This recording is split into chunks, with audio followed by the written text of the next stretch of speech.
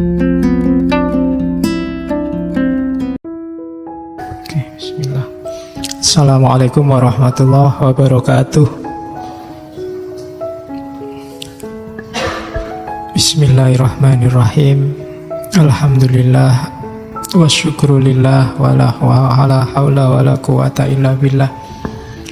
Allahumma sholli wa sallim wa barik ala habibina wa syafi'ina sayyidina wa maulana Muhammadin wa ala alihi wa ashabihi wa ala manittaba'al huda ila yaumil qiyamah, amma ba'du.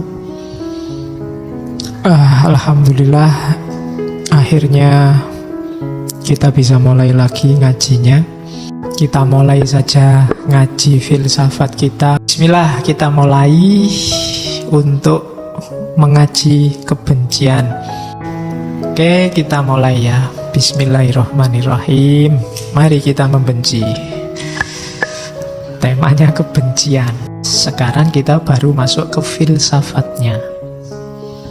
Ya, ada beberapa filosof yang ngomong tentang kebencian.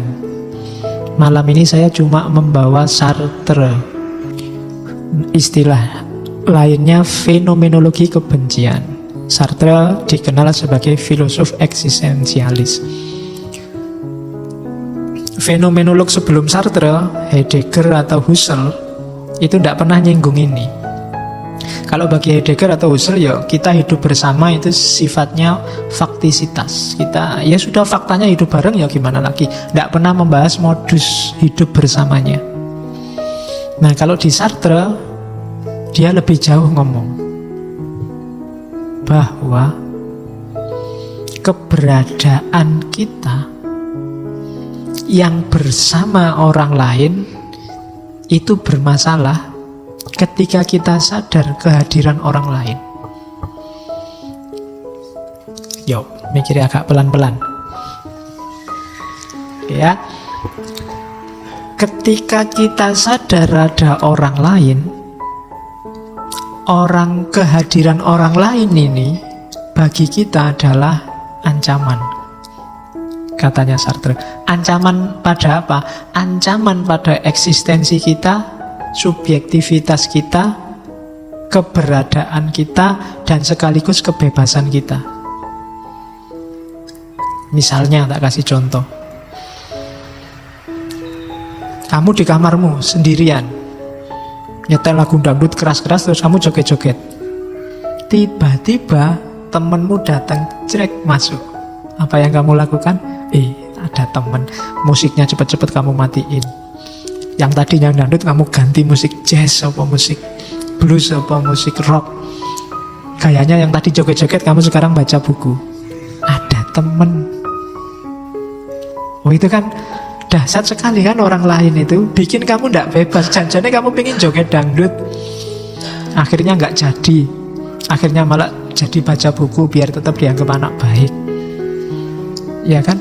Orang lain ini tadi waktu kamu sendirian, kamu jadi subjek, mandiri, bebas. Tapi begitu ada orang lain, sekarang posisimu ganti, tidak lagi subjek, kamu jadi objek di balik tatapan mata orang lain.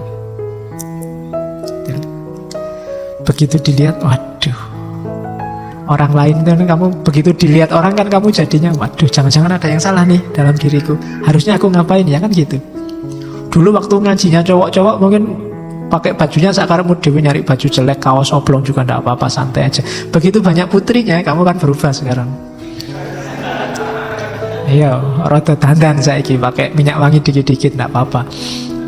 Nah, itu kan orang lain mengancam jati dirimu, artinya kehadiran orang lain membuatmu dari subjek sekarang jadi objek. Kamu enggak bisa bebas lagi sekarang. Kamu disetir oleh subjek. Posisimu nggak lebih kayak barang, katanya Sartre. Dari bebas, kamu sekarang jadi terikat, tidak bebas wis. Kalau di kamar kamu nggak pakai baju, cuma sarungan aja. Kadang-kadang pakai celana pendek, udelnya kelihatan, santai aja. Nggak mandi 3 hari, bau juga nggak masalah. Tapi begitu ada orang, kamu nggak bebas begitu kan? Kamu harus, wah ini harus mandi sama temen nih. Pakai baju ya ditutup dikit, kasihan dia. melihat sosokku yang kayak gini, jangan-jangan dia tersiksa. Jadi kamu sudah mulai jadi objek dari tatapan matanya dia. Makanya istilahnya look of hatred. Jadi pandangan kebencian. Kenapa pandangan kebencian? Gara-gara pandangan itu kamu jadi gak bebas. Yang paling kamu benci, akhirnya kamu dari subjek jadi objek sekarang. Dari manusia yang bebas jadi terikat. Kamu tadi janjinya kamu tidak terkontaminasi kebencian macam-macam. Gara-gara ada orang lain itu loh. Sekarang ada model benci, ada model sayang. Makanya ada gium sangat terkenal dari Sartre, orang lain adalah neraka. Ya kan, sumpek aku kalau ada orang lain itu. Aku sendiri bebas. Ada orang lain ngomong aja diatur sekarang. Padahal kalau nggak ada kan iso bebas. Kalau nggak ada orang lain, kamu surfing macam-macam di internet bebas. Begitu ada orang lain, aduh. Dari situs-situs itu sekarang ganti situs Al-Quran dan terjemahnya. Karena ada orang lain yang lihat. Oke, jadi kurang ajar orang lain itu kan gitu akhirnya. Look of hatred. Gara-gara dilihat orang lain, dari subjek sekarang aku jadi objek. Nah, kelanjutannya terus bagaimana? Satu-satunya jalan biar aku ndak jadi objek, ayo bertarung. Subjek dengan subjek. Nah, kalau aku jadi objekmu, sebaliknya juga sekarang kamu juga bagi objekku. Gitu loh. Temenmu yang datang tadi, dia juga sekarang objekkanlah. Saling mengobjekkan. Jadi pertemuan antar manusia itu pertemuan pertarungan untuk siapa yang jadi objeknya siapa. Saling mengancam, siapa lebih kuat. Jadi pertempuran saling mengobjekkan. Daripada aku yang jadi objek, sekarang tak balik. Kamu aja yang jadi objek. Sekarang kamu tak atur gimana caranya biar kamu yang manut sesuai perspektifku. Temanmu datang lihat kamu tadi joget-joget, sekarang kamu gak jadi joget, kurang ajar. Sekarang gantian, kamu yang jadi objek. Kalau ke kamarku sandalnya dilepas. Kalau sekarang kan jadi dia gak bebas sudah. Kalau ke kamarku tunggu di sana di ruang tamu, jangan masuk dulu. Itu kan pokoknya itu kan pertarungan saling mengobjekkan. Temanmu tadi maunya bebas pakai sandal, gak bisa bebas sekarang. Kamu yang mengobjekkan dia sekarang.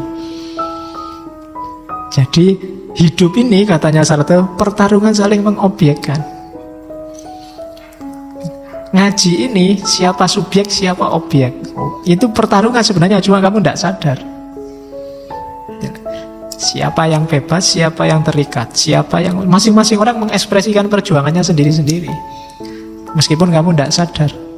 Dosen sama mahasiswa itu juga pertempuran saling mengobjekkan.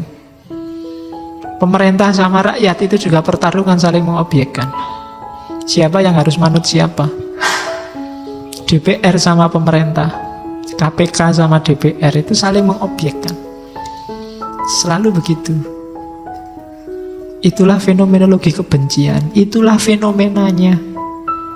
Kenapa kebencian itu jadi modus dalam kehidupan? Karena ternyata setiap orang itu ancaman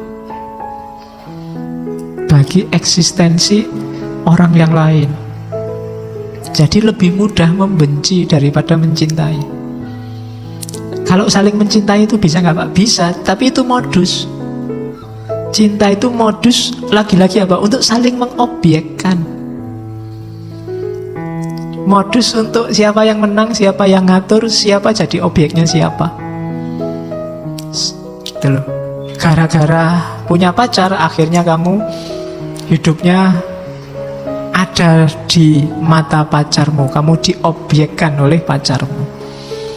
Entah cara berpakaian, entah menghabiskan waktu malam mingguan, entah, itu kan saling mengobjekkan. Katanya kamu cinta, disuruh cukur aja ndak mau. Oh ya deh aku tak cukur. Loh, itu kan saling mengobjekkan.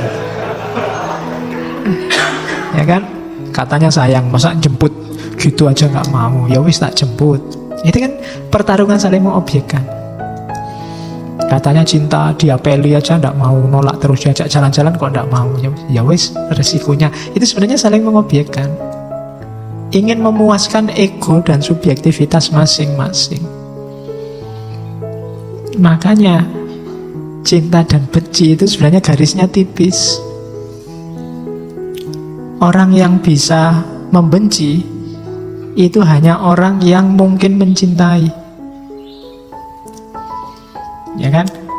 Bapak sama anak itu kan kadang-kadang bisa, nggak mungkin kan nggak sayang, tapi kadang-kadang bapaknya juga sebel luar biasa sama anaknya dikandani Ramanut. Itu kan jenis kebencian juga. Sama temen itu kan bisa membenci. Sama pacar akhirnya bisa lahir benci. Oke, kenapa? Karena memang hakikatnya itu pertarungan untuk saling mengobjekkan. Maka katanya Sartre, kalau ada yang bilang kita, itu sebenarnya absurd. Iya. Jadi kita kan kayak Cak Lontong itu kan lu aja kali. Bukan kita. Kita itu baru laku kalau ada pihak ketiga. Ada aku, ada kamu. Tadi kan saling mengobjekkan. Kita ini baru jalan kalau ada dia. Nah, kita bergabung kerjasama untuk mengobjekkan dia. Kita itu jalan kalau ada musuh bersama namanya dia. Kalau enggak, kalau hanya berdua, itu ceritanya bukan lagi kita. Sebenarnya kita saling menaklukkan, aku dan kamu. Jadi aku dan kamu tidak selalu menghasilkan kita.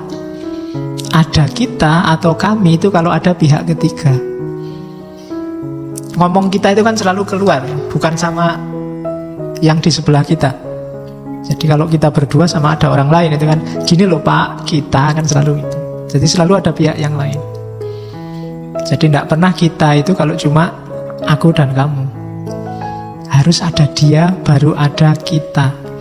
Dan kita itu absurd. Karena apa? Karena ikatan kita itu terbatasi oleh orang ketiga ini. Kalau orang ketiganya tidak ada, akhirnya yang ada hanya aku dan kamu, dan kita bertarung lagi saling mengobjekkan. Kalau contohnya Sartre, kayak relasi juragan sama buruh sama pemerintah. Ketika pemerintah belum hadir, ya pertarungan hebat antara majikan sama buruh, saling mengobjekkan siapa yang menang, kapitalisme apa sosialisme. Tapi begitu pemerintah hadir, oh majikan sama buruh kerjasama ini. Dalam rangka apa? Melawan pemerintah, biar nggak diatur macam-macam sehingga perusahaannya nggak bubar. Nah begitu pemerintah sudah takluk, ini tarung lagi majikan sama buruh.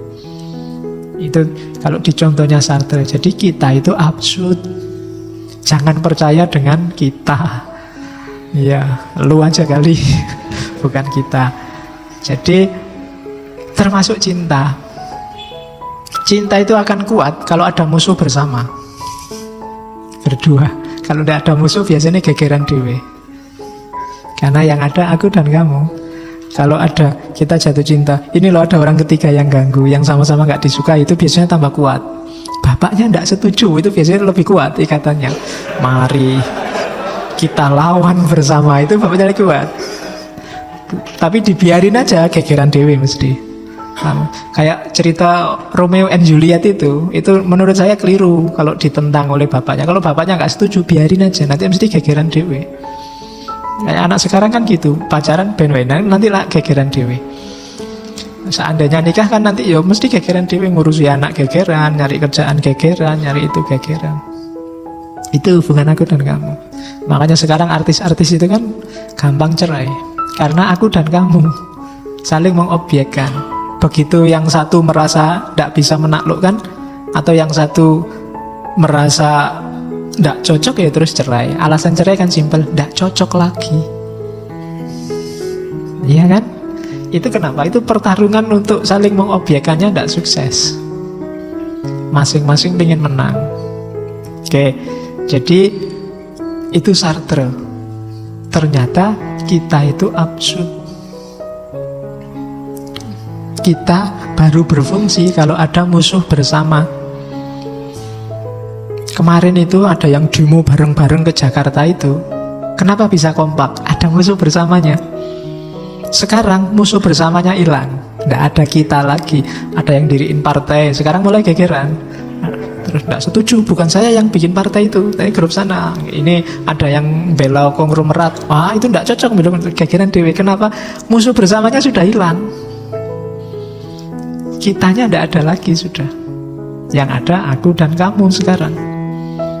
Nah itu fenomenologi kebencian. Jadi Sartre ini ya kayak Thomas Hobbes yang bilang bahwa fitrahnya manusia itu negatif. Manusia itu selalu ingin memangsa yang lain. Jadi kalau dibiarin tanpa aturan, ya hasilnya mesti kacau. Kalau tidak percaya, sekarang hapus semua undang-undang, hapus semua aturan, besok mesti rusak. Contohnya gampang wis, jalan itu semua lampu merah dibuang, semua aturan dibebaskan, terserah mau mengemudi satu arah, dua arah sakarepmu, besok bubar itu jalan-jalan itu. Jangan dikira, iya. Kenapa? Katanya Thomas Hobbes, ya memang dasarnya manusia itu negatif sakarepe dhewe. Pengen selalu mengalahkan yang lain, lebih enak dari yang lain, lebih unggul dari yang lain. Itu fenomenologi kebencian. Terus ada teori kebencian, ini nanti ngomong variabel-variabelnya benci. Namanya Duplex Theory of Hatred. Yang punya teori Steinberg dari buku Psychology of Hate. Jadi silahkan dicari bukunya, dibaca. Ya nanti beberapa saya sebut di awal itu. Misalnya kebencian itu secara psikologis berhubungan dengan cinta, bukan lawan dari cinta. Karena lawannya cinta itu bukan benci tapi abai, cuek. Ya, cinta itu bukan lawannya benci. Orang benci sama orang cinta itu sama-sama perhatian, sama-sama mikir, meskipun dalam bentuk yang berkebalikan. Apa yang berkebalikan? Itu loh 3 hal itu.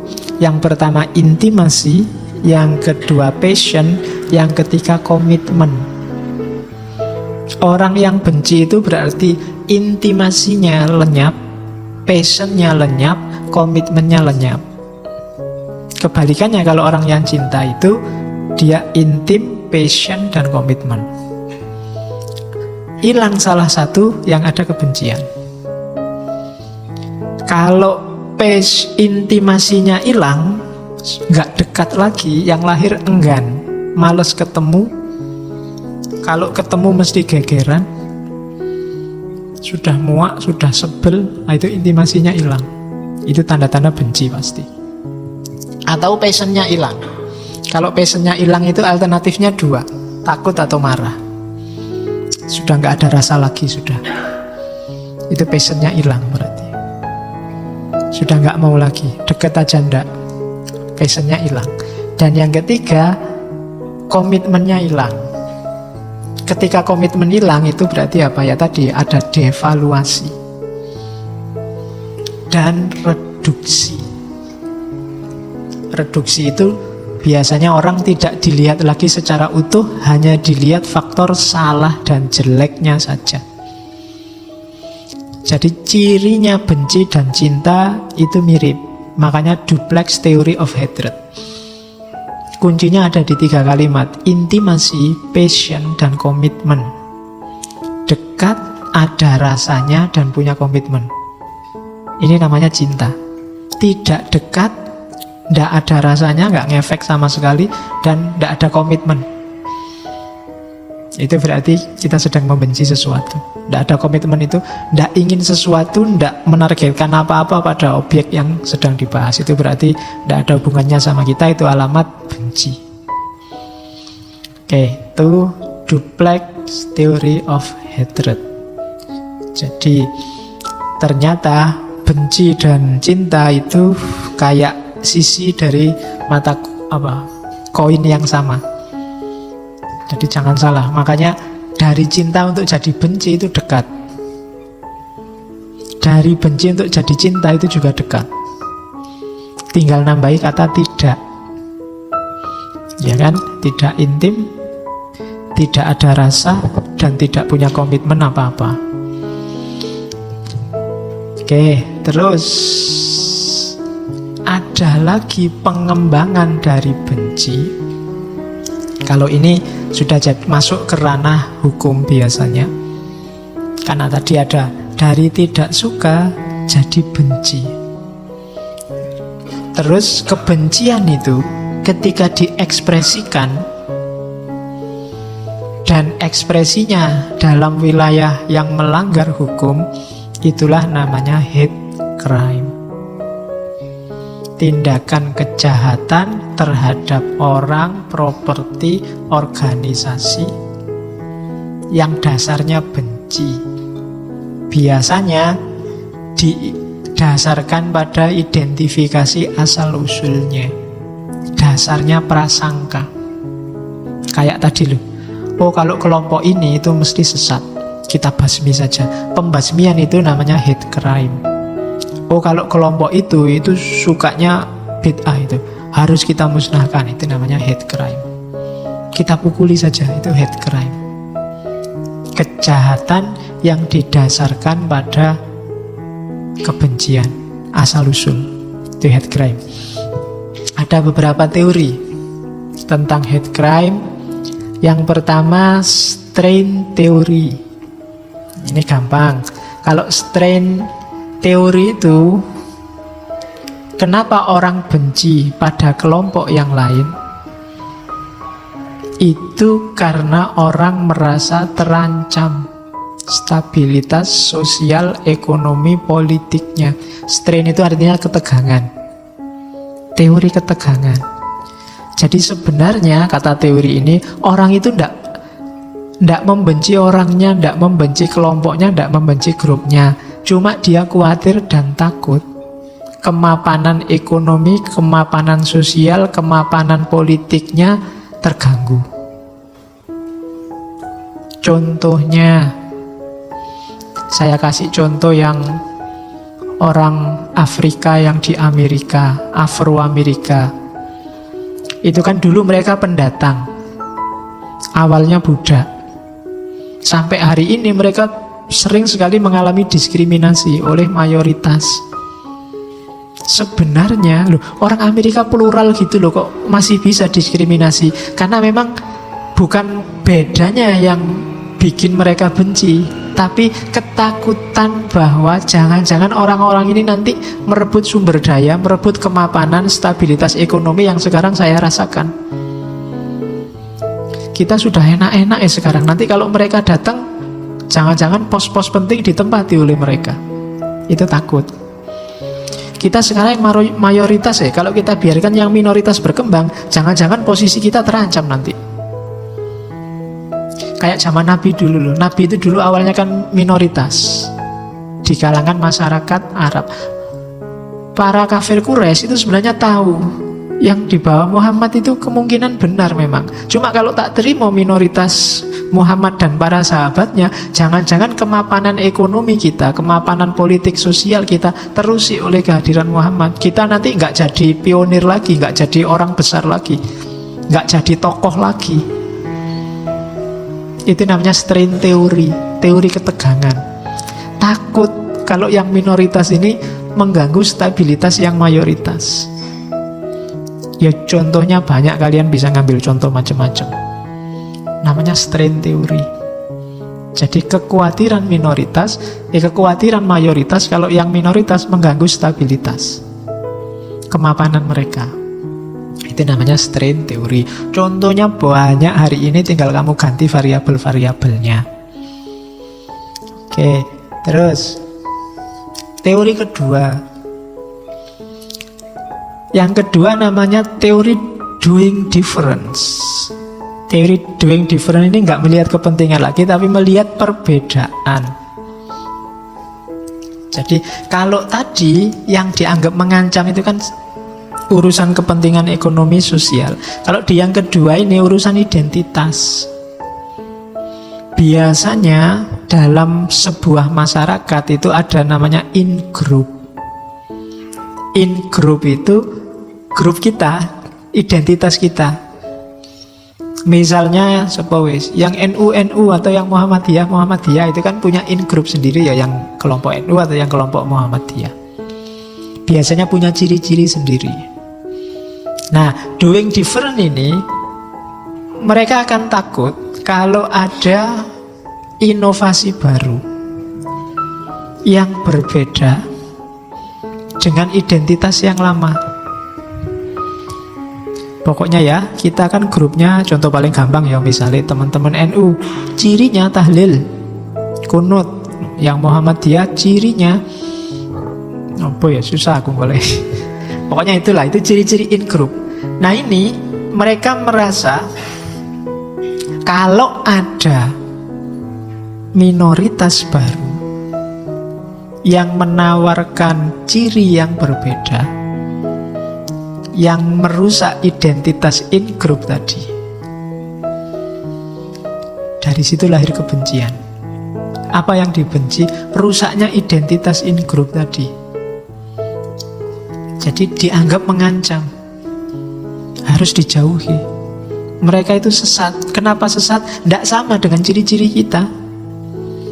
Ciri-ciri kita itu kan ini bla bla bla bla. Karena mereka tidak sama dengan kita, maka mereka sesat, harus dibenci, dijauhi, syukur-syukur dimusnahkan. Itu in group.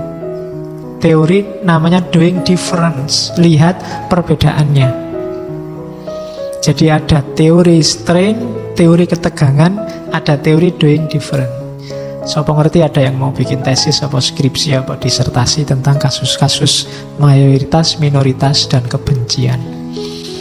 Oke, saya akhiri sekian dulu. Benci membencinya. Mohon maaf kalau ada yang keliru. Wallahul muwafiq, wallahu a'lam bissawab. Wassalamualaikum warahmatullahi wabarakatuh.